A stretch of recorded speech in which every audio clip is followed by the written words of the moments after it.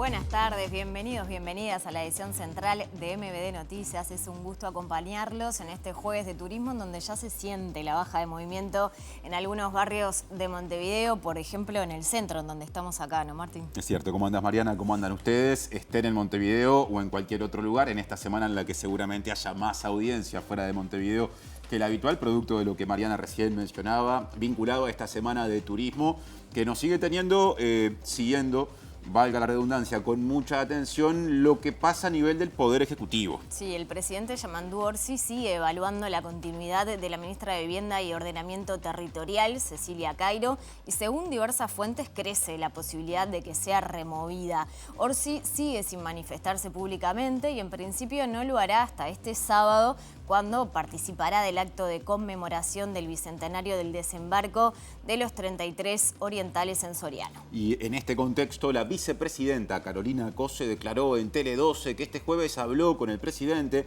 y pidió que le dieran tiempo al mandatario para que tome la decisión que entienda conveniente. Eso fue lo que dijo grosso modo. Esta tarde, el senador nacionalista Álvaro Delgado le reclamó a Orsi la remoción de la ministra, que también recibió críticas de integrantes de la Asociación de Deudores en Unidades Reajustables, quienes aseguraron que siendo diputada, Cairo les exigió cumplir con los tributos que ella no ha pagado. Enseguida profundizamos este tema, pero tenemos más para compartir con Claro, ustedes. vamos a repasar los titulares.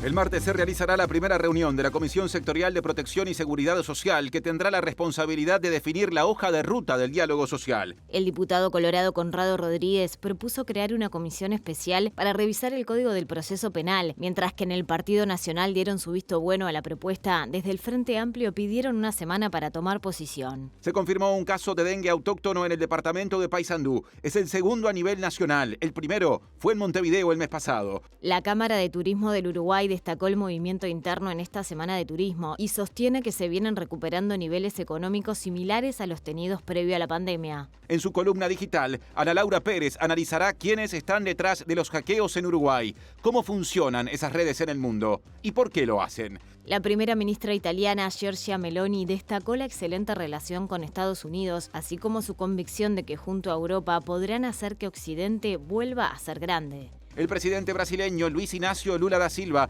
pidió explicaciones a los jefes de inteligencia y a la Policía Federal por la operación de espionaje contra Paraguay ordenada por el expresidente Jair Bolsonaro. Gracias por estar, sea a través de la pantalla tradicional de TV Ciudad o de sus dispositivos, por ejemplo, porque por esa vía nos pueden ver mediante tvciudad.uy, la web del canal, y también por el canal de TV Ciudad en YouTube. Además nos pueden escuchar mediante Uniradio, 107.7 de FM en Montevideo y cercanías, que en la web es uniradio.edu.uy, también nos retransmite por esa vía. Ahora sigue Mariana porque habrá adelantos de móviles. Sí, dos de nuestros compañeros están en la calle. Vamos a empezar saludando a Abril Mederos. Recordemos que el gobierno pretende renegociar el contrato con el consorcio que lleva adelante el proyecto Neptuno y sobre esto va a ser tu móvil, Abril. Buenas tardes. Buenas tardes, Mariana, Martín. Así es, en este marco de renegociación es que los colectivos, las diferentes organizaciones de la sociedad civil comienzan a pronunciarse y una de ellas es la Intersocial Montevideo Oeste, que está pidiendo una reunión urgente a la Secretaría de Presidencia, así como al Ministerio de Ambiente y a las autoridades de OCE, justamente porque se oponen al proyecto Neptuno, también a la eventualidad de la represa de Casupá y a otras posibilidades, y apuntan a invertir los fondos necesarios para solucionar los problemas que actualmente tiene la red de abastecimiento de agua del área metropolitana antes de priorizar este tipo de inversiones. Sobre esto vamos a estar hablando próximamente con algunos de los integrantes de este colectivo. Muchas gracias, Abril. Celebraciones religiosas es el tema del móvil que presenta a continuación Martín Duarte. ¿Cómo estás? Mariana, Martín, buenas tardes para todos y todas. Sí, una semana bastante especial donde el aspecto de la religión crece y este año coincide el próximo domingo el Pesaj, la Pascua judía, justamente con la Pascua católica. De las diferencias y de las coincidencias vamos a estar hablando con el investigador Nicolás Iglesias en algunos minutos. Una buena y una mala con respecto a la Semana de Turismo o al movimiento turístico en un sentido más amplio. Por un lado, la Cámara de Turismo del Uruguay entiende que hay niveles de actividad que hacen que ya se esté muy cerca de lo que ocurría antes de la pandemia, o sea, antes del año 2020. Y por otro lado, la Asociación de Hoteles y Restaurantes entiende que en esta Semana de Turismo en Montevideo puntualmente hay menos actividad en ese rubro que la registrada en años anteriores. La ocupación hotelera en Montevideo en particular tiene una baja notoria con el año anterior. La capacidad no supera el 50%, inclusive jueves y viernes, que es cuando más turistas generalmente llegan a Montevideo. El PBI total del turismo, en este momento el 50% del PBI del turismo es turismo interno. Este año se prevé que el PBI del turismo sea el 6,4% del total del PBI nacional.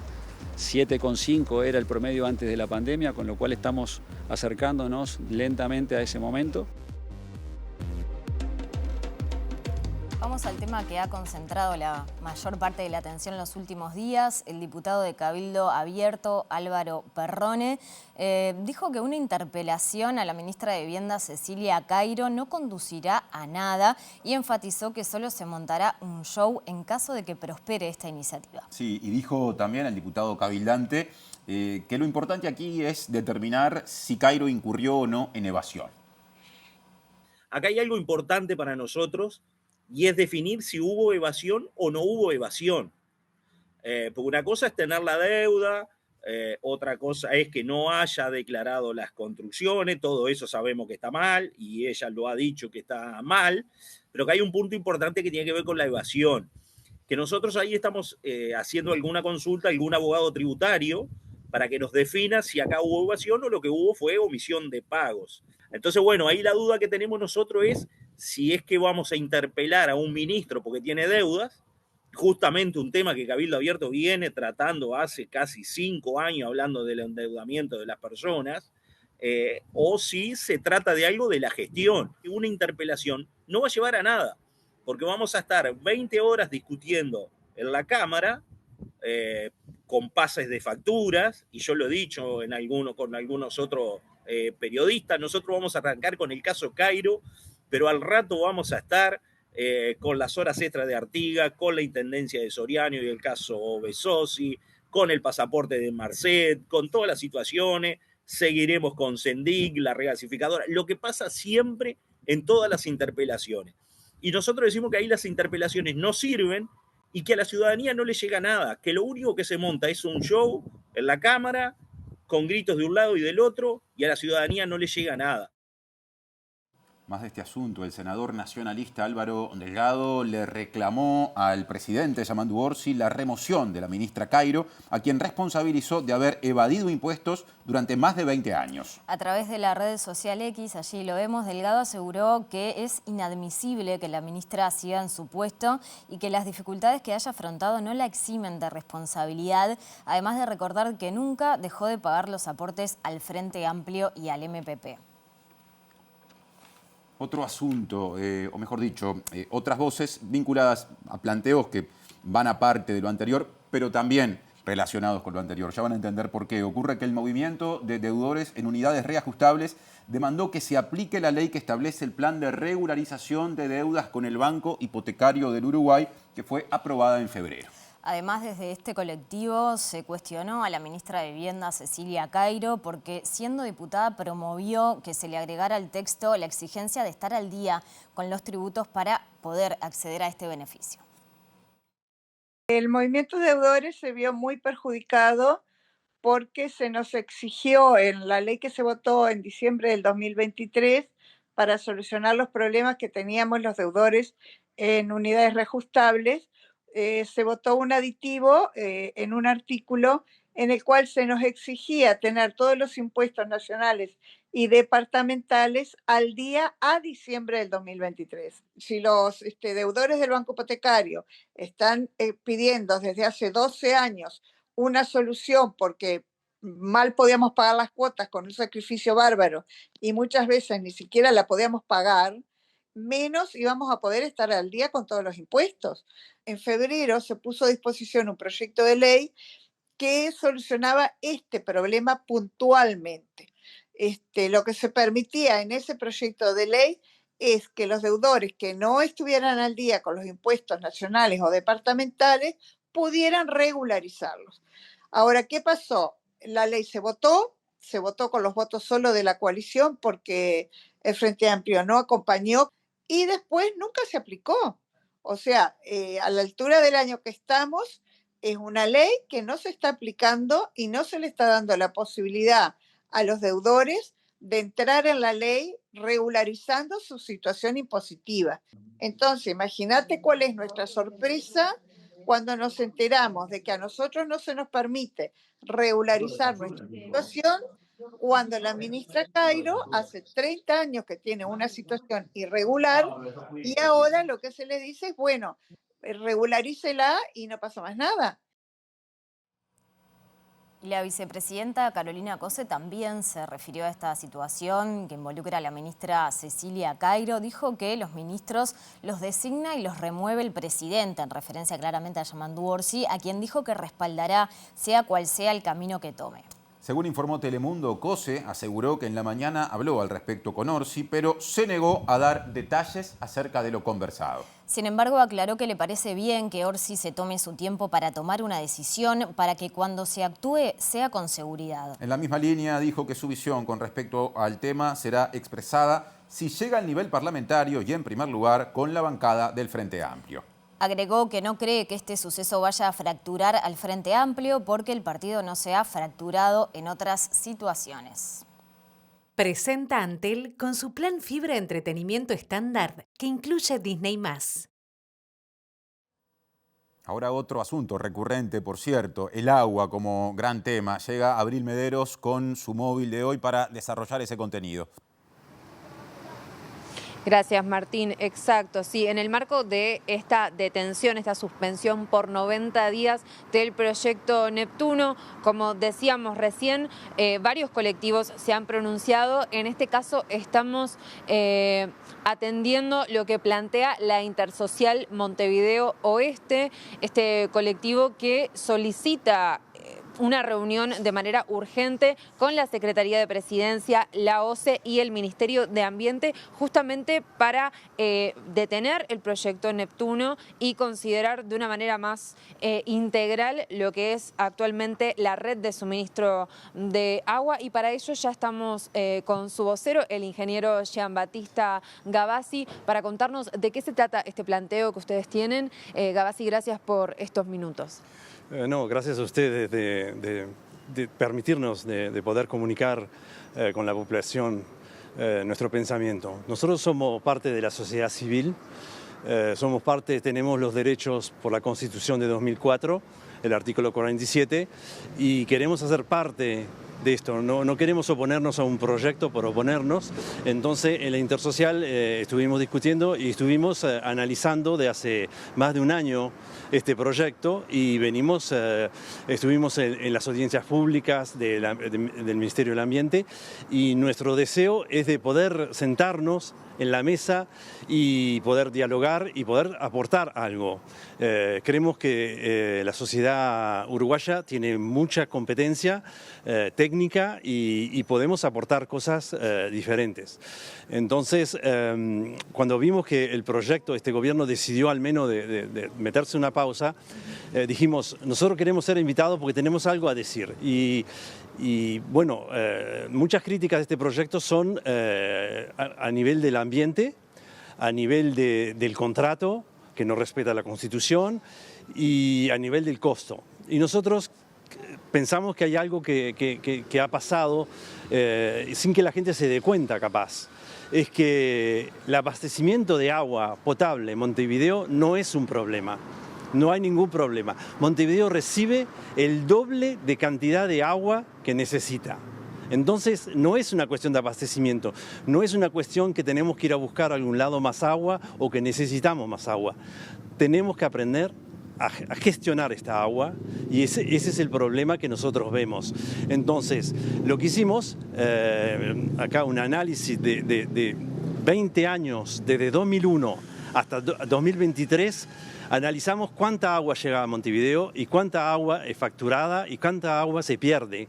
Y constatamos que en los 20 años es más o menos el mismo monto por día de agua que llega a Montevideo. Ustedes están planteando que antes de pensar en el proyecto Neptuno o en la alternativa de la represa de Casupá, lo que habría que hacer es solucionar la red actual de suministro y los defectos que tiene. Es decir, si miro un ejemplo más fácil de entender, tengo un tanque que está agujereado y lo lleno de agua. Entonces me digo, pero se me va vaciando muy rápido. Entonces traigo otra fuente y lo lleno, pero el tanque sigue vaciándose. Si no lo arreglamos, no vamos a solucionar el problema. A un momento el tanque va a explotar porque vamos perdiendo demasiado agua. Entonces nosotros pensamos que se necesita eso. Y lo que pasó con este proyecto, que la sociedad civil estuvo dejada de lado, porque fue un proyecto presentado por el privado, que no respeta la Constitución, porque el privado no tiene derecho a meterse en esto. ¿Y qué hicieron? En 2012 hubo un estudio que se hizo por Aguasur diciendo que en 2045 estaríamos gastando 40% más de agua que hoy día. Y ese estudio, basado sobre diferentes escenarios, el escenario peor decía que íbamos a ir aumentando. Bueno, las empresas agarraron ese estudio, agarraron el número 2045 y dijeron, necesitamos una nueva fuente de agua porque vamos a quedar sin agua en 2045.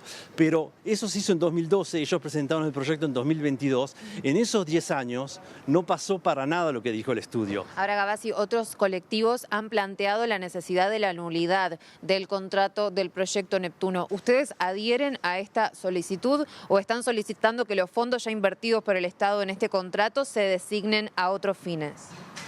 No, bueno, en verdad el contrato sí está firmado, pero siendo inconstitucional este contrato se puede cancelar igual. De todas maneras hay que pensar, ¿no? Hacer algo mal y hacerlo sin necesidad, si vale la pena o vale la pena de parar esto.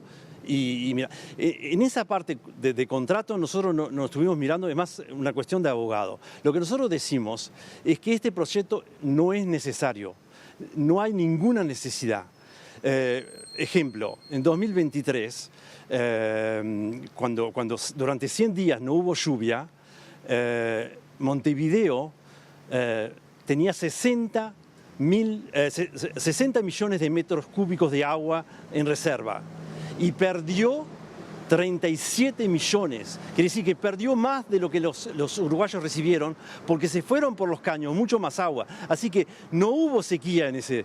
Hubo solo una mala gestión del agua que hizo que la perdemos. Entonces nosotros decimos, hay que sentarse, mirar esto y nosotros estamos pronto, no estamos del lado de decir hay que cancelar este proyecto, hay que cancelar. No, decimos hay que sentarse con la sociedad civil, con las diferentes organizaciones. Hay 162 organizaciones que firmaron una carta para pedir que nos sentemos y podremos examinar esto. Y son gente que quieren trabajar.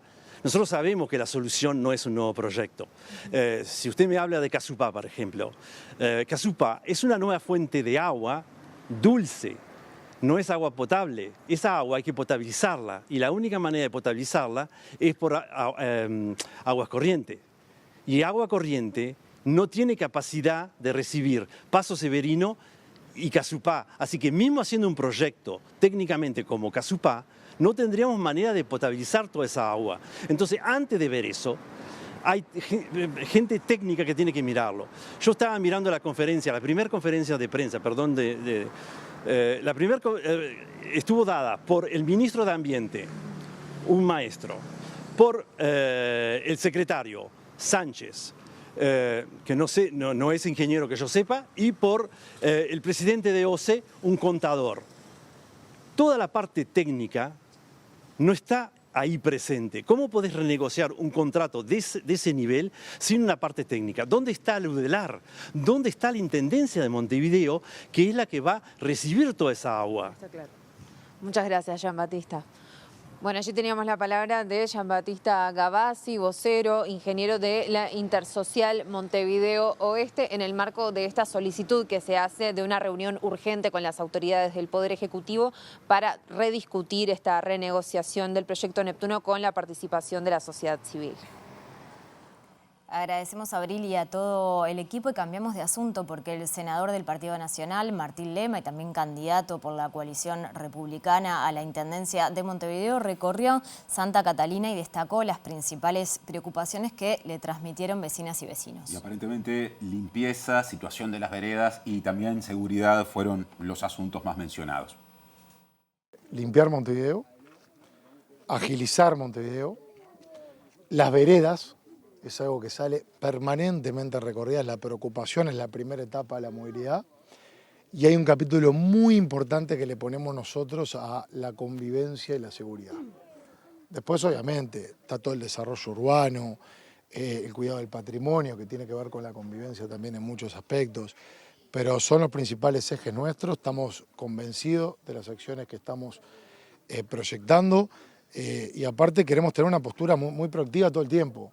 Ahora le pedimos una reunión al ministro del Interior, que se va a concretar la semana que viene, que queremos presentarle nuestro plan para mejorar la seguridad y la convivencia en Montevideo.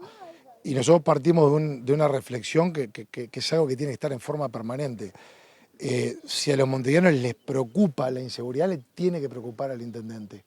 Más allá que no sea competencia directa, porque tiene herramientas para hacerlo, y porque va más allá de esa competencia. Lo mismo que nos pasaba acá, algunos reclamos que tienen que ver con servicios, no todo va a tener que ver con la intendencia propiamente dicha.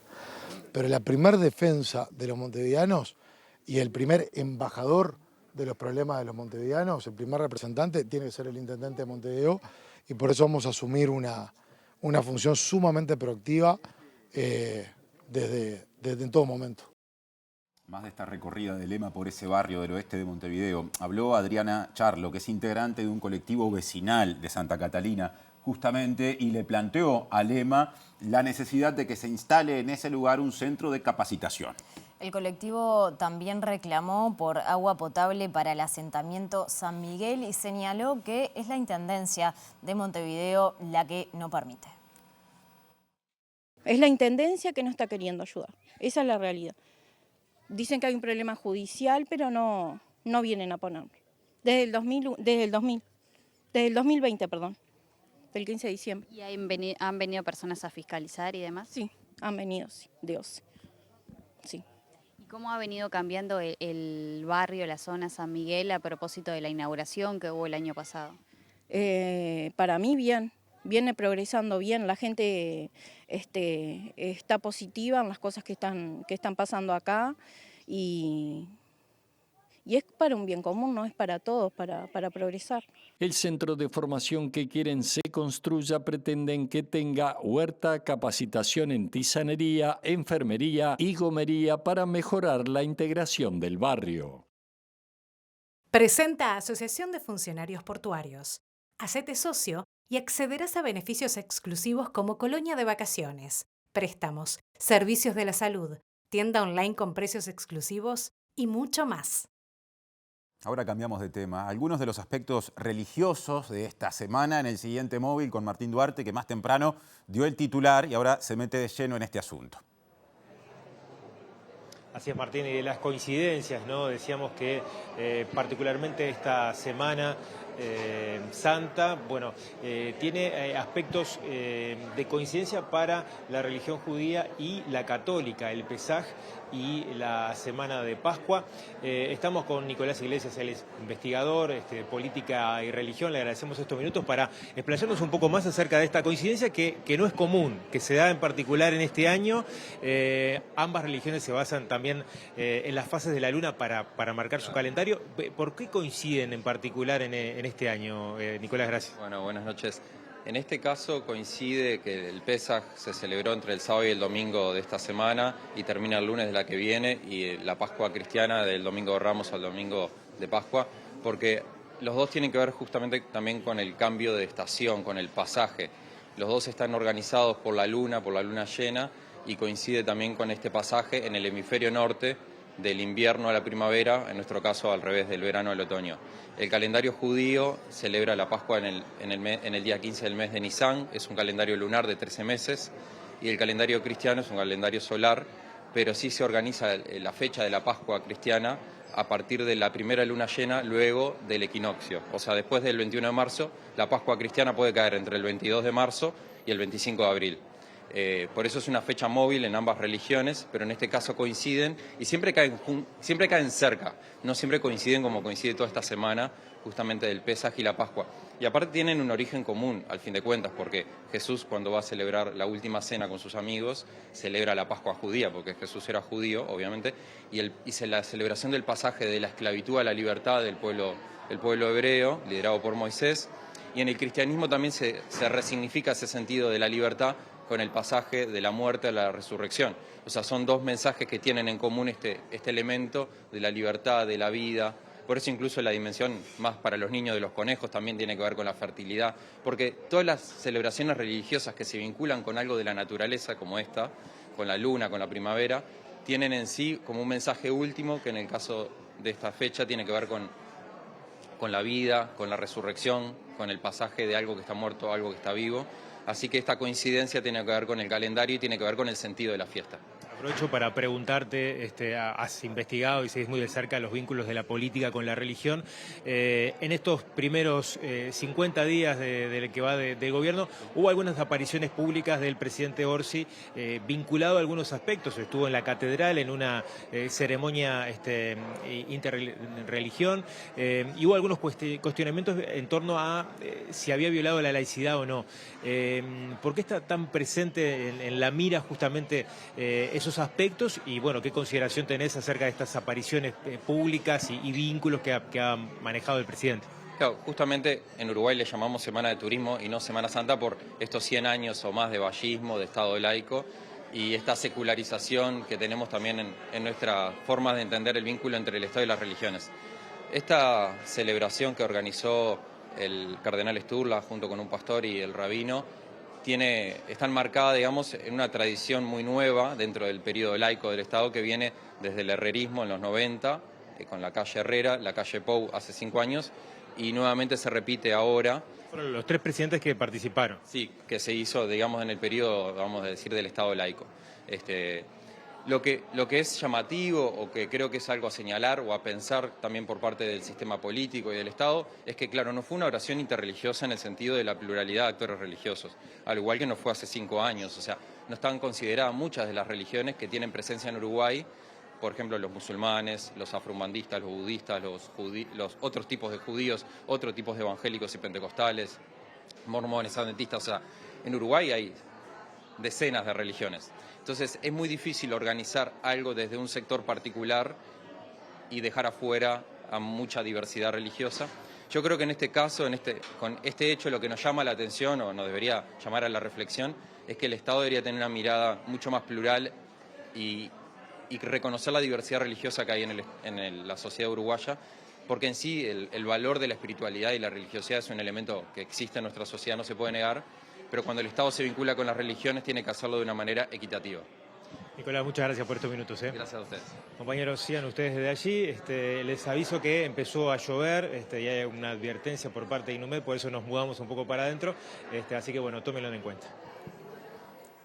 Gracias, Martín. Ya va a llegar la actualización del estado del tiempo y también el pronóstico para estos días. Pero ahora les contamos que el diputado colorado Conrado Rodríguez planteó la creación de una comisión especial en la Cámara de Diputados para reformar el Código del Proceso Penal. Le hizo la propuesta a todas las bancadas y está esperando las respuestas. El código fue aprobado allá por el año 2014, entró en vigencia en el año 2017 y desde entonces ha tenido una cantidad de críticas, no solamente por parte de la opinión pública, sino sobre todo por parte de algunas cátedras, como por ejemplo catedráticos de Derecho Penal. En el último tiempo el doctor Germán Aller ha hecho algunas críticas sobre el Código de Proceso Penal, que me parecieron de recibo y es por esto que ya ha pasado un tiempo prudencial como para evaluar el código y ver a ver qué tipo de normas se tienen que modificar. Sin dramatismo, pero sí obviamente con mucha convicción para generar normas que tengan las garantías tanto para todos los imputados como también las garantías para las defensas, para las víctimas de los delitos. En fin, hay una cantidad de normas que tienen que ser revisadas y es por eso que estamos proponiendo en la órbita de la Cámara de Diputados esta comisión especial que tiene que convocar a catedráticos de Derecho Penal, de Derecho Procesal Penal, a operadores jurídicos, por supuesto tiene que convocar a la Fiscalía General de la Nación, a los defensores de oficio, y de eso se trata, de tratar de ayornarlo, de tratar de mejorarlo y en definitiva que haya una discusión profesional sobre el tema. La mayoría de los casos se tramitan por juicio abreviado y en muchos casos se apunta a la celeridad y no a la verdad de lo ocurrido, sostuvo el legislador colorado. Otro tema, la Comisión Sectorial de Protección y Seguridad Social tendrá su primera jornada de trabajo, sesión, si se quiere, el próximo martes. Y ese ámbito es muy importante porque va a definir la hoja de ruta rumbo al diálogo en la materia que será convocado por el Poder Ejecutivo con justamente la intención de realizar modificaciones legales en esas materias. El director de la Oficina de Planeamiento y Presupuesto, Rodrigo Arín, detalló cómo funcionará. Ese ejecutivo tiene como responsabilidad definir la hoja de ruta para el diálogo social. Hay una propuesta que va a ser considerada y que va a enmarcar el desarrollo del diálogo social en las próximas semanas y los próximos meses. Con un objetivo que es llegar a comienzo del año 2026. En particular, el decreto establece el 30 de abril de 2026 como fecha límite, con un informe donde se sistematicen los acuerdos y diferencias que hay en el país en general, porque va a participar todo el sistema político y los actores sociales en torno a la protección social. En el segundo semestre de este año, 2025, se va a instalar el diálogo oficialmente. Ese diálogo va a transcurrir en esos meses y hasta abril del 2026, y de ahí se surgirán los grandes acuerdos nacionales, que vuelvo a decir, un enfoque de protección social que no es solamente sistema de jubilación, estamos hablando de protección social a lo largo del ciclo de vida, ¿verdad? O sea, buscar la manera de construir un sistema coherente para el siglo XXI que nos acompañe a las y los ciudadanos del Uruguay a lo largo de toda la vida. Puede ser que el resultante sean varios proyectos de ley o un único proyecto de ley que se presentaría durante el 2026 una vez culminado el diálogo social. Pero creo que es importante tener en cuenta que el diálogo es un componente muy relevante, pero un componente del funcionamiento de lo sectorial. De cara a la elaboración del presupuesto quinquenal y con lo que ya ha adelantado el ministro Odone en materia económica, ¿habría restricciones? ¿Cuál es el margen para que el Frente Amplio o el Poder Ejecutivo pueda cumplir con estos 63 compromisos que están establecidos? ¿Qué esperan de este presupuesto? ¿Qué se va a priorizar? Yo te diría dos comentarios al respecto. En primer lugar, que los compromisos son compromisos, por lo tanto estamos trabajando desde el gobierno para articular la política de los próximos 5 años de tal manera poder alcanzar esos compromisos, que son compromisos con la gente y son compromisos programáticos. Por supuesto, lo hacemos en un contexto de ciertas restricciones y de responsabilidad. Esas restricciones las incorporaremos en la planificación, pero bajo ningún concepto están limitando o condicionando el acceso a esos compromisos. El Ministerio de Salud Pública confirmó un caso de dengue autóctono en Paysandú, el primero registrado en lo que va del año en este departamento y el segundo del país, hubo uno en Montevideo. Y ya se aplicó el protocolo propio de estas situaciones, que incluye fumigar la zona afectada, ese entorno, digamos, y también dar vuelta a recipientes de los que pueden acumular agua. Siempre estamos teniendo un seguimiento de todos los casos sospechosos, de los cuales desde los centros de atención se hace la denuncia correspondiente.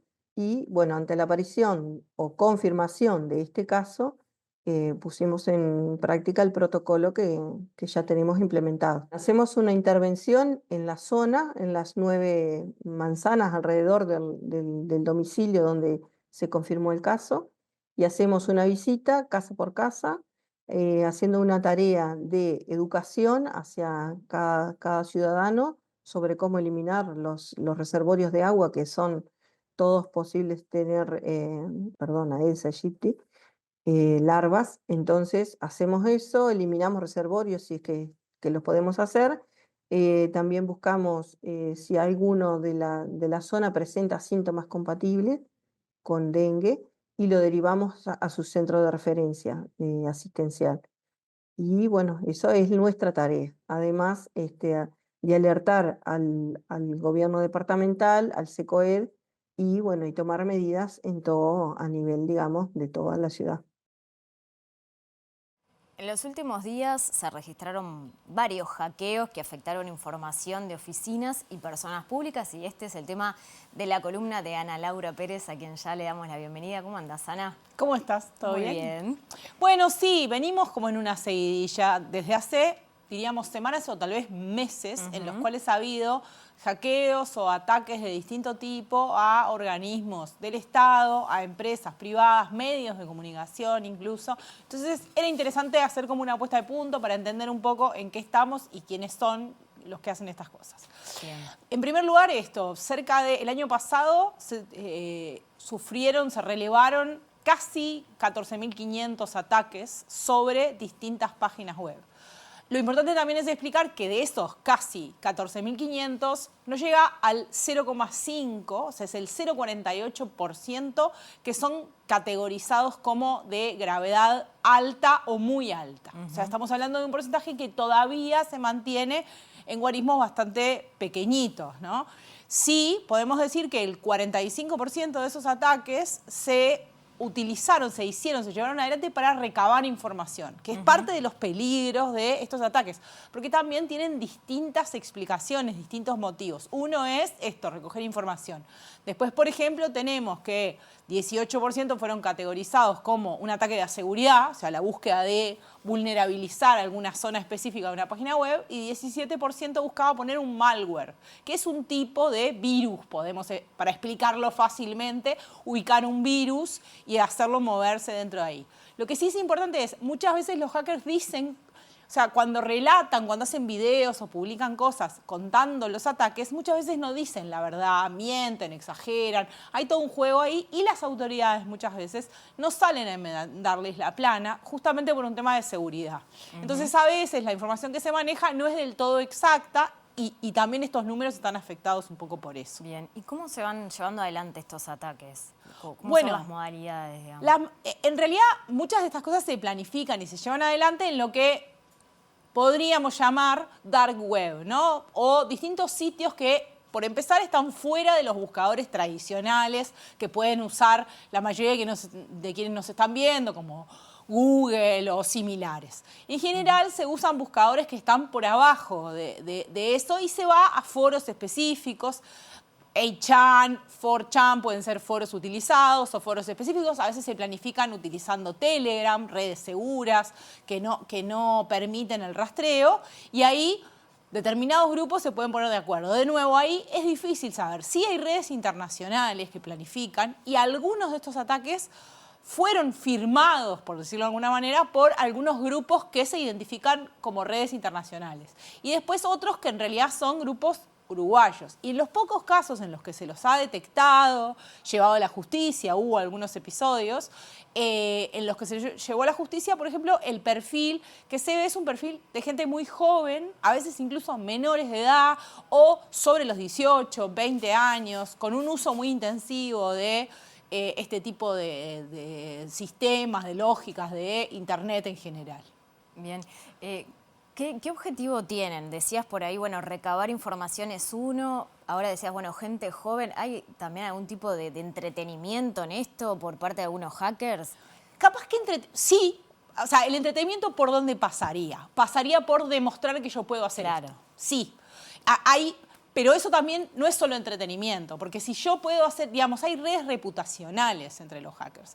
Hay como si fueran categorías, ascensos, redes donde se me valora por lo que yo puedo, por lo que yo hago. Entonces también, además de entretenerme o decir, voy a tratar de hacer tal cosa a ver qué pasa, también hay una cuestión de que si logro entrar a el sistema de, por ejemplo, un organismo que se dedica a la inteligencia. Hay grupos, por ejemplo, que han firmado ataques en Uruguay que están identificados como que atacaron a la Reserva Federal Norteamericana, lugares como el Banco Central, que están percibidos la policía, percibidos como más dificultosos o mejor protegidos. Hubo en Uruguay ataques, por ejemplo, contra GESIC. Esos lugares identificados como eso te dan un nivel de prestigio más alto y en algún punto te hacen ascender en esas escalas de hackers, podemos decirlo de alguna manera. Les contamos que la ocupación hotelera en Montevideo en esta semana de turismo no alcanza el 50%, cifra que está por debajo de los años anteriores, según confirmó el prosecretario de la Asociación de Hoteles y Restaurantes, Pablo Chitadino. A su vez, la diferencia de precios que hay en este momento con Brasil, que hace que ese país resulte barato para determinados sectores de la población uruguaya, hace que en esta semana de turismo el viaje internacional que más han elegido las personas uruguayas sea justamente al país vecino. La ocupación hotelera en Montevideo en particular tiene una baja notoria con el año anterior. La capacidad no supera el 50%, inclusive jueves y viernes, que es cuando más turistas generalmente llegan a Montevideo. Obviamente eso también se nota en la baja en la contratación de servicios y en lo que es en los comercios tipo restaurantes y todo lo que viene con el turismo. Hay sí mayor ocupación y mayor afluencia de turistas hacia lo que es la costa este, todo lo que es Maldonado Rocha y también para el litoral oeste. Es un poco entre la diferencia de precios que tenemos con Brasil, eso está afectando. A su vez el público uruguayo ha optado por irse sobre todo al sur de Brasil y eso afecta de alguna manera al turismo interno. Si bien con Argentina la diferencia cambiaria estamos mejores de precios, todavía estamos un poquito caros para Argentina y por supuesto para Brasil. Necesitamos captar más lo que es Latinoamérica, sobre todo la región Colombia, Venezuela, Ecuador. Tenemos una buena afluencia de público chileno, quizás podemos trabajar en traer más chilenos. También estamos trabajando, y sobre todo el Ministerio, sobre todo en la conectividad con Uruguay, que después de la pandemia todavía no se ha recuperado al 100% y sí es algo que necesitamos y es algo... Yo participaba en algunas ferias en el exterior y la verdad que el interés en Uruguay está. Hay un tema de conectividad que nos afecta.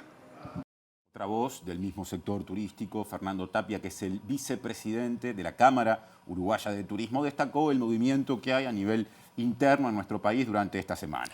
Según datos de la gremial, la actividad económica del rubro se aproxima a la de los años previos a la pandemia. El PBI total del turismo, en este momento el 50% del PBI del turismo es turismo interno. Por ejemplo, llegamos a tener en el año 2023, por primera vez, no sé en cuántos años, porque no tengo tanto la estadística, pero yo nunca lo había visto, una balanza de turismo negativa en 2023. O sea, hubo más divisas de turismo que se fueron de las que llegaron. El año pasado ya se recuperó y fue positivo, 0,2%, pero ya fue positivo, con lo cual esa situación de Argentina muy especial, no creo que se vaya a repetir, nunca se sabe, pero por lo menos en el corto plazo. Y sin duda que ahí era lógico que los uruguayos eligieran ese destino masivamente por los atractivos que tiene y porque la relación costo-beneficio era muy buena. Eso cambió y eso también sin duda contribuye ahora al turismo interno. Este año se prevé que el PBI del turismo sea el 6,4% del total del PBI nacional, 7,5% era el promedio antes de la pandemia, con lo cual estamos acercándonos lentamente a ese momento. Hay 25.000 empresas en Uruguay, 25.000 empresas que son empresas que están relacionadas con el turismo, de las cuales el 97% son entre micro y pequeñas empresas. Había 121.200 empleos vinculados al turismo, según el Instituto Nacional de Estadística, 104.000 de los cuales cotizantes en el BPS, con lo cual el 7%, más del 7% de la fuerza laboral del país es el turismo. Presenta Mercado Agrícola de Montevideo, en el corazón de un barrio donde late la ciudad. Mercado de Historias. Mercado de Historia.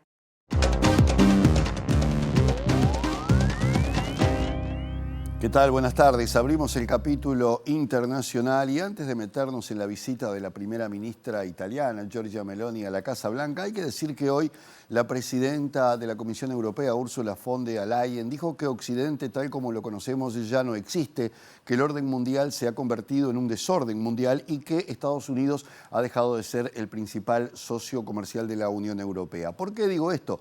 Porque de alguna manera Giorgia Meloni es la única que está en condiciones de acercar acercar al bloque europeo hacia la política que aplica el presidente de Estados Unidos, Donald Trump. De hecho, fue la única que estuvo invitada a la asunción del mandatario y ahora es la primera líder europea que visita precisamente al presidente de los Estados Unidos. Allí tratando de sublimar las asperezas que han generado, por supuesto, los aranceles que ha aplicado el gobierno de Donald Trump. Independientemente de eso, hay una cantidad de coincidencias entre el presidente de Estados Unidos y Meloni, más allá de algunas diferencias que tienen que ver, por ejemplo, con la situación de guerra entre Rusia y Ucrania.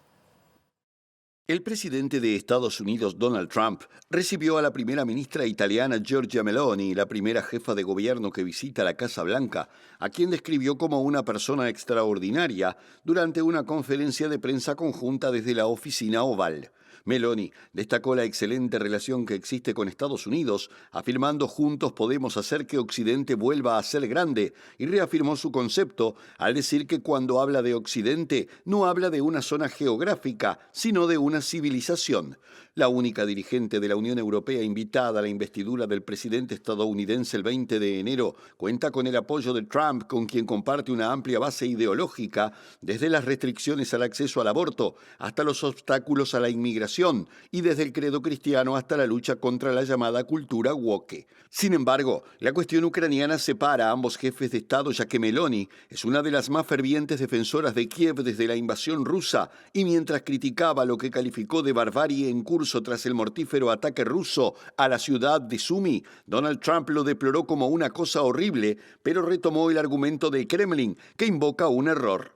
En relación a los aranceles punitivos anunciados por el presidente estadounidense, se ha estancado cierta idea de patriotismo económico que ambos defienden en un contexto de comercio globalizado, y si bien Meloni criticó estos aranceles aduaneros, siguió manteniendo el diálogo y llamando a Bruselas a no tomar medidas de represalia.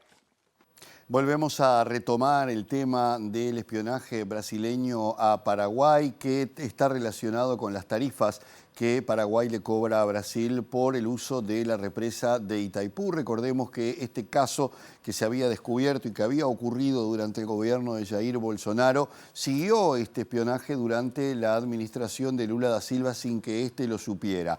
Desde Itamaraty se argumentó en algún momento que este espionaje tenía como motivo tratar de ver hasta qué punto Washington estaba interviniendo en las relaciones entre ambos países. El presidente Lula da Silva se reunió en las últimas horas con el jefe del Servicio de Inteligencia brasileño, ABIN, y el jefe de la Policía Federal para tratar de desentrañar por qué durante su administración se continuó con esta política de espionaje.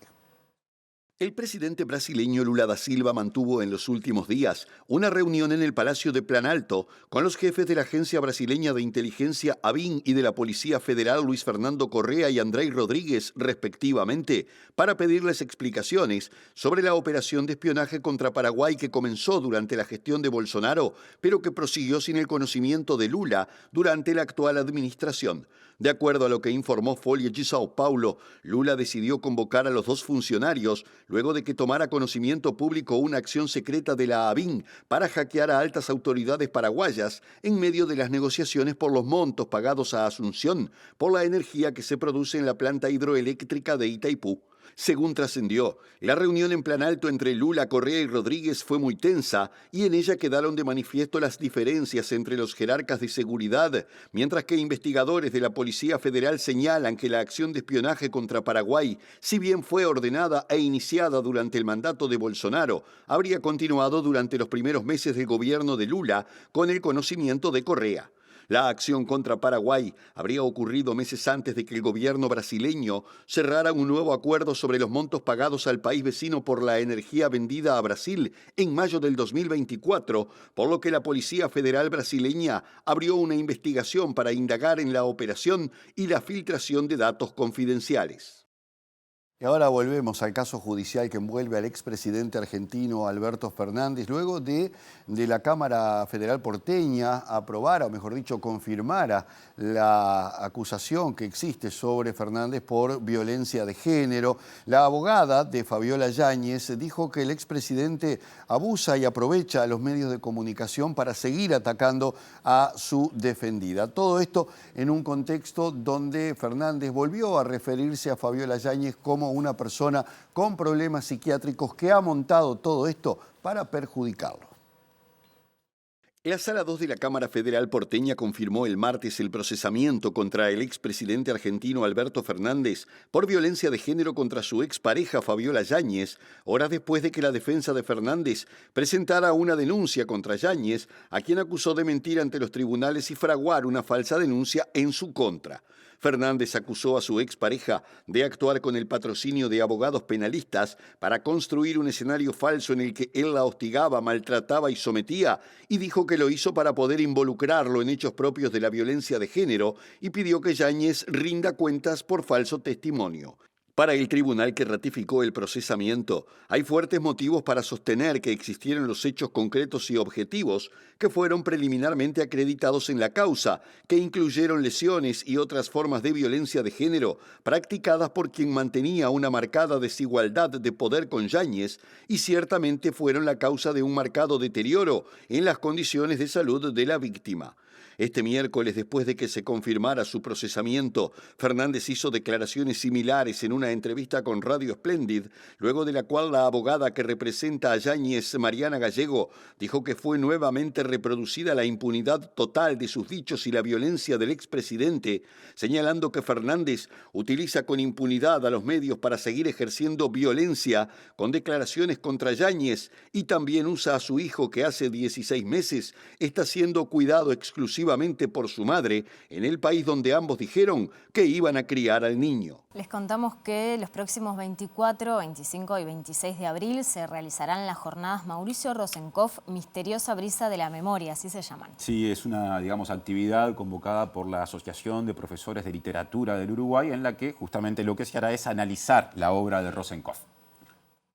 El jueves 24 la actividad será en la librería Minerva, el viernes 25 en la Biblioteca Nacional y el sábado 26 será de manera virtual por la plataforma Zoom y centrada en la relevancia internacional de Rosenkopf. Estas jornadas se suman a coloquios anteriores dedicados a escritores uruguayos contemporáneos, Cristina Peri Rossi, Circe Maya, Ida Vitale y Carlos Lijano. Desde sus primeras publicaciones hasta su más reciente producción, Mauricio Rosenkopf ha desplegado una obra multifacética y de referencia a la hora de comprender las luchas sociales y políticas de su tiempo y los encuentros que éstas pueden establecer con el terreno de la imaginación poética. Con un estilo propio ha marcado el teatro, la narrativa, la poesía, la crónica y el periodismo uruguayo. Su escritura, atravesada por la experiencia de la cárcel, es a la vez testimonio, reflexión política y poética, búsqueda de verdades que solo el mundo de la literatura alcanza, señalan los organizadores de la actividad.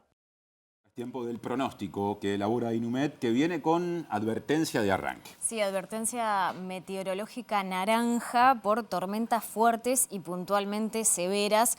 Lo que dice Inumet es que en zonas de tormenta se podrán registrar lluvias copiosas en cortos periodos, además caída de granizo, intensa actividad eléctrica y rachas de vientos muy fuertes. En lo que hace a esa advertencia naranja que sigue en pantalla, como ven, abarca buena parte del sur-suroeste del país, ¿no? Las costas de Maldonado, en parte de Canelones, de Montevideo, de San José, de Colonia, estos últimos departamentos en su totalidad, y se aproxima levemente al centro y litoral del país. Ahora pasamos al pronóstico que justamente Inumet prevé para las próximas 48 horas, dejando de lado esas zonas del país mencionadas y concentrándonos en Montevideo y área metropolitana. Ahí lo ven, para mañana, viernes 18 de abril, se espera que el cielo esté nuboso y cubierto por la mañana, con precipitaciones y probables tormentas, neblinas y bancos de niebla. Por la tarde y la noche disminuirá la nubosidad. Temperaturas extremas pronosticadas para este viernes, una mínima de 12 grados y una máxima de 20. El sábado mejora, En la mañana el cielo estará claro y algo nuboso según Inumet. En la tarde-noche algo nuboso y nuboso, neblinas y bancos de neblina. La temperatura baja un poquito.